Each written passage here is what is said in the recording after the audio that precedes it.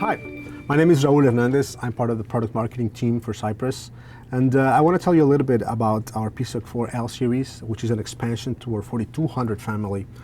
This new part has up to 256K of flash, up to 32K of SRAM. It has up to 98 GPIO, so it's a very large PSoC powered by an ARM Cortex-M0 core.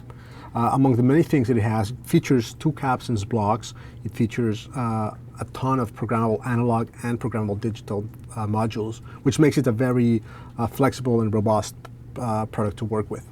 So in this case, I want to tell you a little bit about the CY8CKIT-046 kit, which is the pioneer board we have for the L series. This kit is one of the biggest we have. We are using most of the 98 GPIOs. It has the 4200L part here. It has an audio codec for audio applications, which are really something else. We have a USB connector for user. We have an expansion board which features the CapSense module.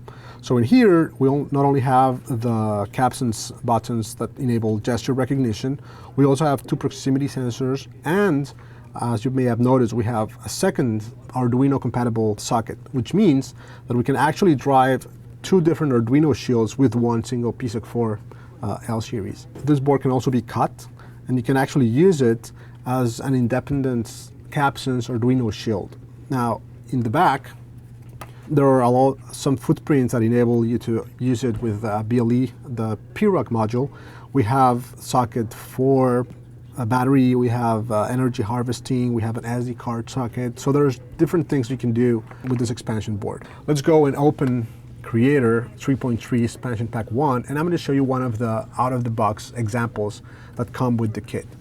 This is a USB and CapSense mouse. As you can see from the schematic, it's quite simple. We have a USB component and a CapSense component. Let's go into the first one and do a quick overview of what we can find here. So USB protocol, USB 2.0, it's a large document. There's a lot of things you need to have into consideration. But in this case, we've made it as simple for you to configure using a graphical user interface. So basically a component you drag and drop, and then you program. In this case, for instance, we have the device descriptor with the information like your vendor ID, your product ID. You can actually use it for manufacturing screen, product screen. So it's very simple to fulfill. You have also some of the configuration descriptors. In this case, we're using a mouse interface. You can set up the type of power, whether it's going to be bus powered or shelf powered, and the max power output that you have. Now, in this case, we're using an HID descriptor for the mouse. So you can just quickly drag and select what type of profile you want. In this case, we are using a 3-button mouse for a generic desktop control. And in here, you can actually go ahead and say the type of functionality you want implemented. Once you've set up the different functions you want the USB mouse to perform, then you can go ahead and set up the CapSense. As always, it's very simple. We have the widget to select buttons. We have left, right, up, down, and center, and we have slider.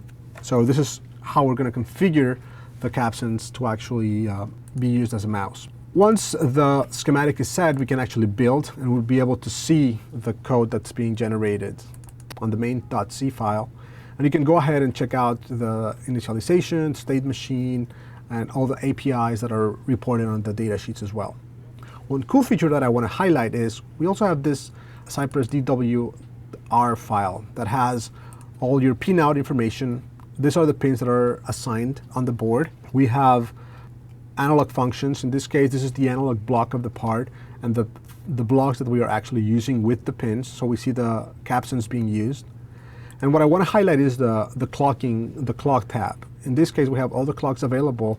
And if we go into our IMO, we'll see that we have a frequency of 48 megahertz for the IMO. And we are actually trimming it for USB. This gives us the plus minus 0.25% accuracy needed to run the USB with the part.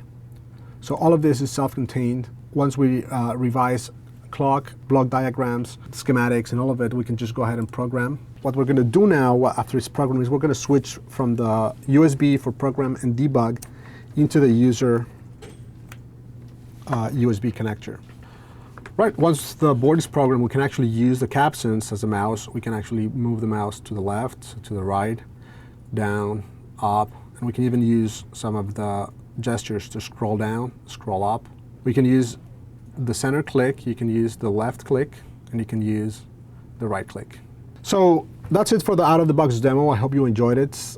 Make sure you download the kit installer with all the information, schematic, and software, and share with us whatever you come up with at cypress.com/projects.